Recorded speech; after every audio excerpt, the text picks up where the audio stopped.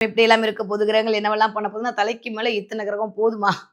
28 வருஷத்துக்கு அப்புறம் நிகழக்கூடிய அபூர்வ நிகழ்வு இந்த தடவ உங்களுக்கு நடந்துட்டு இருக்கு. ஸோ மீனராசிக்காரர்களை பொறுத்தவரைக்கும் இந்த தடவ நான் டக்கு டக்குன்னு பாயிண்ட்டுக்கு வரணும் அப்படின்னா, ஆல்மோஸ்ட் ஜென்மச்சனி வந்து விட்டதா? எஸ் வந்து விட்டது. பட் ஸ்டில் 6ஆம் வீட்டு அதிபதியான சனியும் வந்து அமர்ந்திருக்கிறார். 10க்கு பக்கத்து வீட்டுக்காரரான 2ஆம் வீட்டு அதிபதியான செவ்வாயும் வந்து அமர்ந்திருக்கிறார்.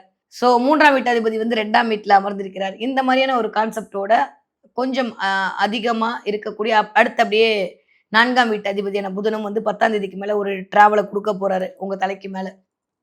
இந்த 1, 4 கேந்திரங்கள் இயங்க போகுது. அப்படிதான் சொல்லணும். ஸோ அதனால அது ஒண்ணும் பிரச்சனை இல்ல. பட் ஸ்டில் புதன் கொஞ்சம் வக்ரமா இருந்தாலும் பரவால்ல. கொஞ்சம் சமாளிச்சிடலாம். பட் நீச்சமா இருக்காரு. இது கொஞ்சம் நெறைய அனுபவங்கள் இந்த தடவ கிடைக்க போகுது. யாருக்கு? மீனராசிக்காரர்களுக்கு. கொஞ்சம் டென்ஷன் ஆக போறீங்களோ? தலைக்கு மேல இத்தன கிரகம் இருக்கும்போது, அதுவும் சூரியன் மாரி, செவ்வாய் மாரிலாம் ஆள வச்சுட்டு இருக்கும்போது, கொஞ்சம் கபாலிடா நெருப்பிடாம இருப்பீங்க. கோவம் அதிகரிக்கும்.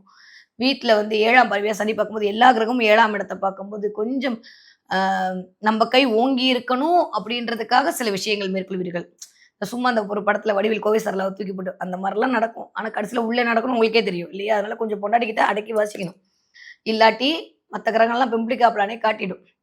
ஸோ நான் சொல்லாம யார் சொல்ல முடியும்? வேற எப்படி சொல்றதுன்னு எனக்கு தெரியல. அதனால தான் நான் இப்படி சொல்றேன். உங்கள தப்பு சொல்லல. பட் உங்களுடைய தப்பே இல்ல. எல்லாம் சூரியனோட தப்பு, செவ்வாயோட தப்பு.